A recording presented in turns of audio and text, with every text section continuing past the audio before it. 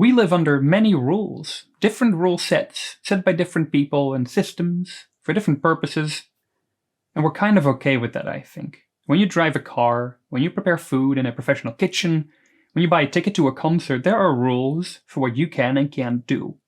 But, and this is important, often more for what you cannot do than for what you can.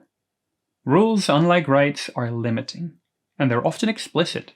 When you drive a car, such explicit limits are: don't drive faster than a specific speed. Don't drive on the sidewalk.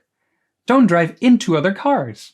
And when you get your driver's license, and I sure fucking hope this is true for you, you have agreed to follow those rules. But what if there are rules they're not telling you about? What rules are unspoken, implicit, perhaps never actually agreed to?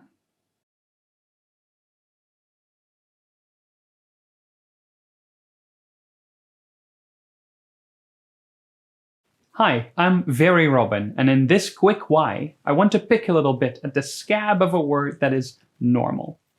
As a term, it hides more than it reveals. It expects you to know what for other people isn't even a question. And if you don't know, you may well be judged for that.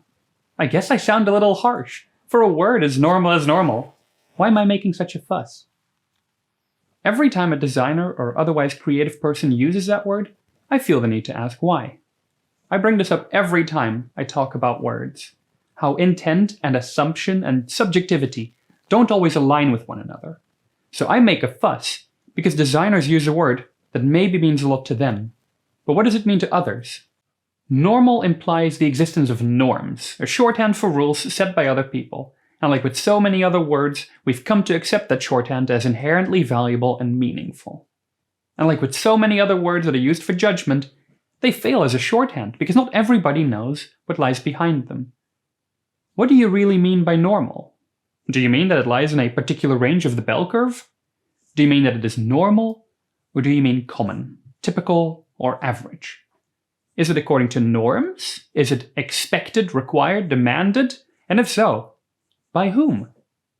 If you say it's normal to paint your apartment walls white, maybe what you really mean is that it's typical and common.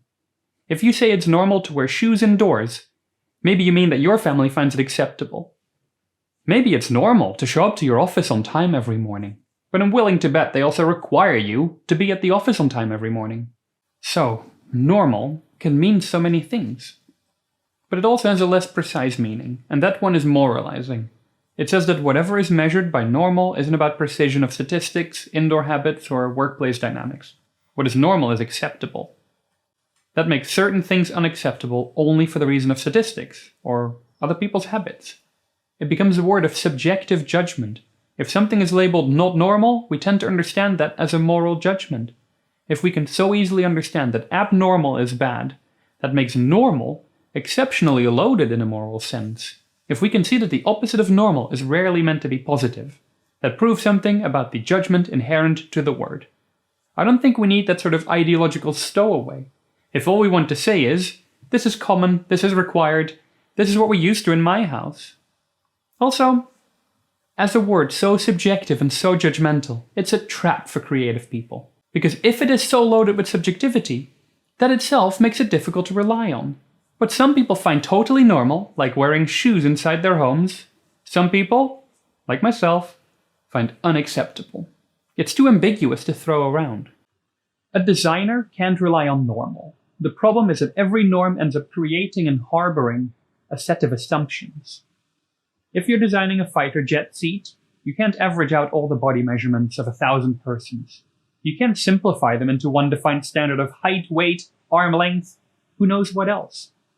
Because there is no normal body if we can't be moralistic or subjective about it. And nobody has an average body. What fonts look authoritative? What color is the appropriate color of a wedding dress? Whatever people call normal is often cultural, a product of habit, or even a result of other people's mandates. Creativity has a near impossible job to do when it comes to the idea of normal. Your client might as well say, make it like my dreams, or make it more designy. Is normal entirely useless? Should we never say it? No. I think it has value, but we need to be more aware of how subjective and personal it can be. If my doctor asks me how I feel, normal just means we don't have much to talk about that day. But the key is that you should assume that your normal may be different from everyone else's. So, you can just be normal, but I won't tell you what that is supposed to be. Normal is up to you alone. For everything else, we can be more precise.